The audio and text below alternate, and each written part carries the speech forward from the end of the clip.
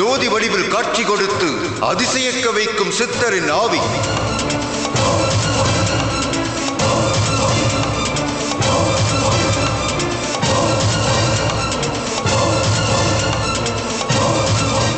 திருவண்ணாமலையில் இருந்து நமக்கு திடீரென்று ஆச்சரியமான தகவல் ஒன்று வந்தது. நேரில் வந்தால் திருவண்ணாமலையில் நடந்தது எங்குமே பார்த்திராத அபூர்வமான அதிசயம் ஒன்றை தகுந்த வீடியோ மற்றும் ஆதாரத்தை காட்ட முடியும் என்பதுதான் அந்த தகவல்.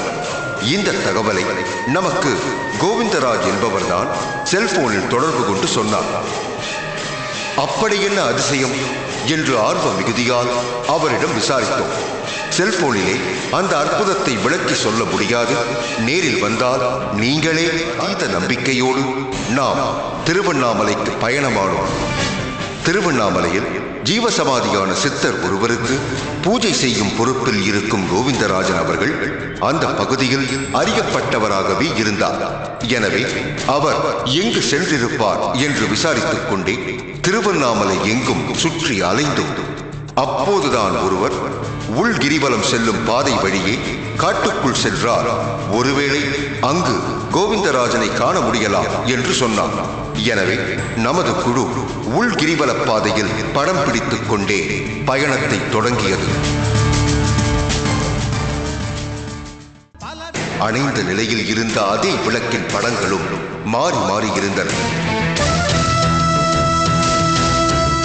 இதில் என்ன அதிசயம் இருக்கிறது என்ற கேள்வியோடு நாம் அவரை பார்த்தோம். நமது பார்வையின் அர்த்தத்தை புரிந்து கொண்ட அவர் அந்த அதிசயத்தை விளக்கி சொன்னார்.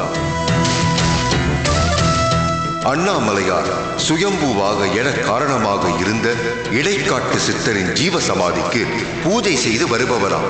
அப்படி சமீபத்தில் ஒரு நாள் பூஜை செய்து முடித்துவிட்டு ஏற்றிய விளக்கையும் அணைத்துவிட்டு கிளம்ப தயாராக இருந்திருக்கிறார்.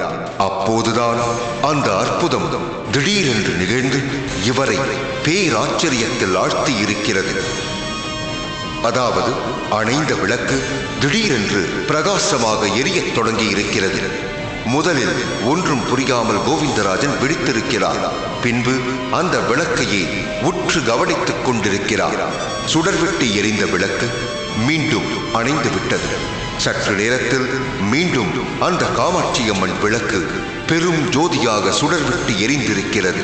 அப்போது சந்தனம், ஜவ்வாது, திருநீர் ஆகியவற்றின் வாசனை அந்த இடமெங்கும் பரவி இருக்கிறது. அப்போதுதான் கோவிந்தராஜன் அந்த உண்மையை பரவசத்வாதி ஆகி இருந்த இடைக்காட்டு சித்தர் ஆவி ரூபத்தில் ஜோதி ரூபமாக அங்கே வந்திருக்கிறார் என்பதை புரிந்து கொண்டார். இடைக்காட்டு சித்தரின் ஆன்மா அங்கே வந்திருக்கும் செய்தி திருவண்ணாமலை முழுவதும் பரவியது. ஆயிரக்கணக்கான மக்கள் அங்கே வந்து கூட அந்த அதிசயத்தை பார்க்கத் தொடங்கி இருக்கிறார்கள்.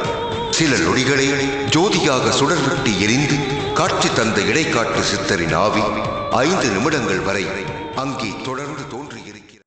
நாம் அந்த காட்சியை காண உண்மையிலேயே ஆவலாகத்தான் இருந்தோம்.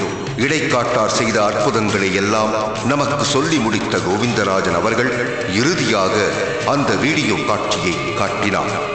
இடைக்காட்டு சித்தர் ஜீவசமாதியான அந்த இடத்தில் ஓர் காமாட்சியம்மன் விளக்கு அணைந்த நிலையில் இருக்கிறது. சற்று நேரத்தில் அந்த அணைந்த விளக்கில் ஒரு சிறிய வெளிச்ச புள்ளி தோன்றுகிறது. அடுத்து என்ன நடக்கிறது என்பதை ஆர்வத்தோடு உற்று கவனித்துக் கொண்டிருந்தோம். அணைந்த விளக்கு திடீரென்று மகா ஜோதியாக சுடர்விட்டு எரிகிறது. சிறிது நேரம் எரிந்த அந்த விளக்கு மீண்டும் அணைந்து விடுகிறது.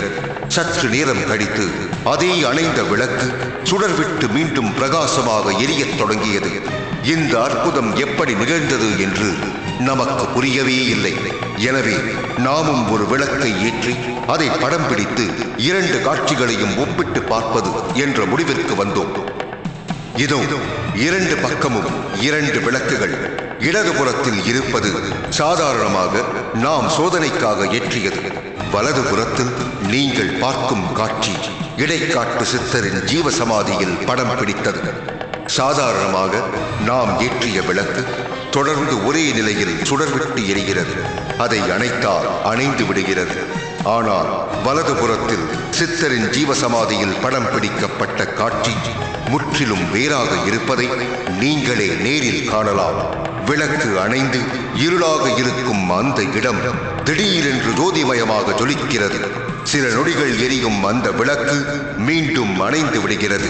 மீண்டும் தானே உயிர் பெற்று பிரகாசமாக எரியத் தொடங்குகிறது. ஆக இது இடைக்காட்டு சித்தரின் ஆவி செய்யும் அற்புதம்தான் என்று பக்தர்கள் சொல்வதை நம்ப வேண்டியிருக்கிறது.